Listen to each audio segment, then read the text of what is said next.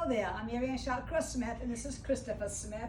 And Chris, what are we doing today? Today we're going to go over the use and assembly of the portable disinfecting sprayer. Super. Here we have the sprayer itself, as well as the battery here, the battery charger, the hose, and the spray gun itself. The battery charger is going to stay in the director's office, and the battery should be put in each night. The battery has a green button on the end. When you press it, if it has 4 lights, it's a full charge. If it has 1, it's about to die.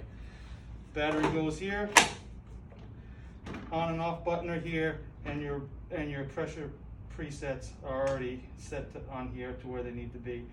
The compressor will turn off at 120 pounds, but you can use it while it's still running. So if a battery's fully charged in the director's office, how long will a battery last? 5 minutes, 10 minutes? It could last 1 to 2 hours depending on how long. Up to 2 hours, great, Yes. okay. So here we have the pure tabs pre-mixed at 1 tab per 32 ounces. It's a quart, great. Yep. It's always a really good idea to have this the director has it ready to go, a quart for every tab, and that way we save time for them to get it ready for the compressor. So we highly suggest that directors have it ready in a safe place for when the person who does the spraying is ready to go. I think you taught me that, Chris. Yep.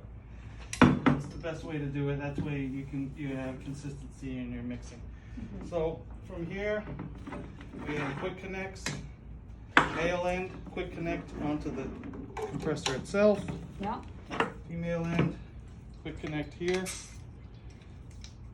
And you turn this on, and it's going to be loud, and it will shut off at 120 pounds.